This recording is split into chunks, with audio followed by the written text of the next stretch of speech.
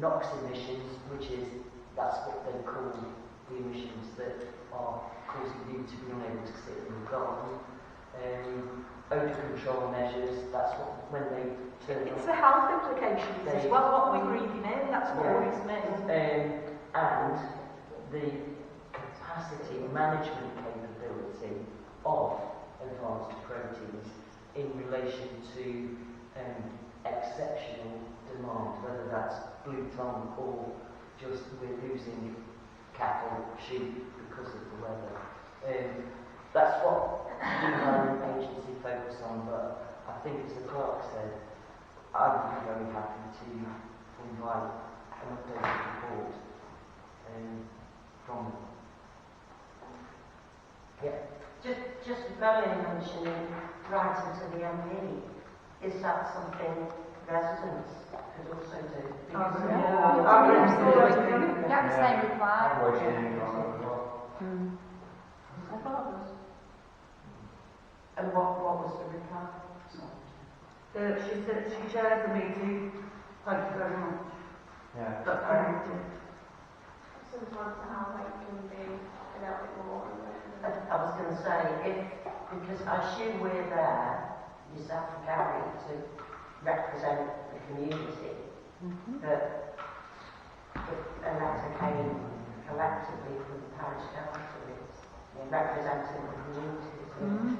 Karen Bradley says she's been advised to tell people to contact them, but I don't think that's right, because you can quite easily brush it under the carpet, can't we, and fob you off. So I think every time I report it to an environmental agency, and I'll carry on doing it every time I smell it, because it's absolutely disgusting, and I'm sick to my back teeth off it. Can I just bring Councillor Bowman in and then I'll come? Just going back to the blue tongue, we are now being vaccinated, so it shouldn't have an impact. Cows and sheep are vaccinated, and we're also coping with it. It's a virus, but if you catch it, It's curable. it's curable. Yeah, definitely. Does any caution gets appropriated to this? Because, over the years, lots and lots of complaints about it. Whoever owned it makes no difference. But I never hear about any sort of enforcement. No. What's the point if you complain, nothing's been enforced, then my view is it's bad management. I will respond to that in saying I don't know of a specific incident, but Just in general. in the Environment Agency, if there is a lack of compliance with the protocols in place for that factory, they have means to deal with it, and they are the body to deal with it. But I don't know. I've never been made aware at any of the meetings over a couple of years where there's been a challenge on an issue or a crime. So we don't know what it's enforced. enforced. My experience, I don't know. Oh, well, just first. On the report, was it said that the smell wasn't outside the site boundary? Well, I think that's Complete. because where is the site boundary? Obviously, we know where it is, and if people are complaining about the North and Wales and anything everywhere, then obviously it is. So, by stating it wasn't, it's a lie. It's a lie. 10 metres back. Can I just bring Councillor One quickly, actually should be on the committee as well. Does she come? Yeah. So did she come last meeting? Yes. What did she say?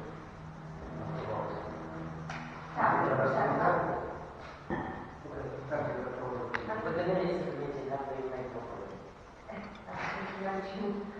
Just travel, chair that meeting. Yes. And why did she say she needs, or somebody stated she needs security? Because she's an MP. She doesn't need security, does she? Yes. Unfortunately, there are strict protocols Within a meeting, or? Yeah. So, for example, if she was coming here tonight, it's a public meeting. Yeah. Anybody could be sitting here, and MPs have appropriate police response to support them in those circumstances. And that's legislation since the tragic accident have happened. So, yeah. Could there be, just that there is a demand for a public meeting Yes. with the Karen Bradley. Now, obviously, there are security implications. But because we're in a situation where you've just said that we're being the conduit, but we don't really know the answers. But I think Karen Bradley is in more of a position to get those answers. Yeah. But if we could push for, on behalf of the residents, for a public meeting to be chaired by Karen Bradley, she can then get her security in place. And there could be an election coming up in a few years. It may be a good win for her. So, if we go back to the proposal by about writing. Right to the MP, we'll And have a public response. meeting and we'll ask for a new report from Environmental Health. Environment Agency. Yeah. We do that. Just one last one on this, because there were some other hands raised about other subjects. And then I'm quite happy Can I to just go read with- out 2.5 lines from Absolutely. the Environment Agency's Compliance Assessment Report, dated the 11th of June and signed off on the 14th of July. So this is the enforcement response. Other than the provision of advice and guidance, at present we do not intend to take further enforcement action in respect of the non-compliance identified above. This does not preclude us from taking enforcement action if further relevant information comes to light or advice isn't followed. So we can talk until we're blue in the face, but it's the Environment Agency who will sort it, and that is their response at the moment. So we will ask for an updated response. Yeah. Who is above the Environment Agency? Because I've complained about them twice now, and they've never got back to me. 10 days with the complaints. Well, they're obviously not doing their job. Are they? So perhaps we should go Marion. Can I go, is there any other questions? Yeah. Mine is advanced proteins as well. Okay. But this will give you an idea of how the strong feeling is of it.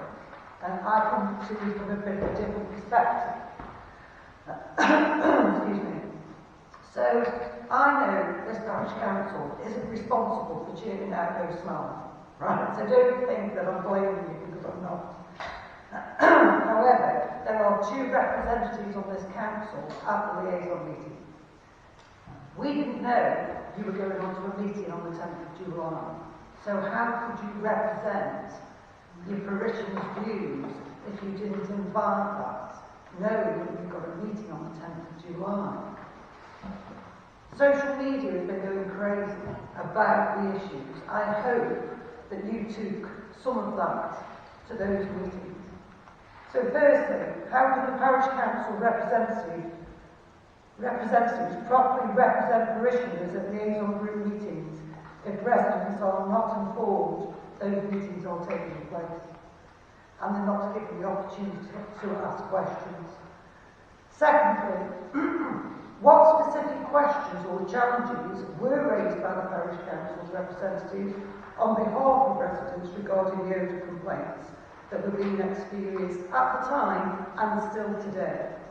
Thirdly, where can residents find the liaison group's terms of reference, membership details, arrangements for public representation and minutes of records of previous meetings so that the group can be seen to operate transparently and accountably? And finally, will the parish council commit to publicising future liaison group meetings in advance and inviting residents to submit matters they wish their representatives to raise on their behalf? So those are my views. I think it's very early to give us the committee. I attended the first meeting and it was very short notice and I didn't get the agenda. I can't hear you. No, can't hear you, sorry. I said I only attended the first meeting and it was very short notice. And Sorry, I it's didn't- still can't hear you. Short notice, yeah. And I didn't get the agenda items at all beforehand, so I just turned up to see what it was all about and see what the situation was. And there was other members of the public there that were raising all these questions and were getting answered to the managing director. How did they know about it? What do you mean, how The other members of the public that were there, because we knew nothing about it.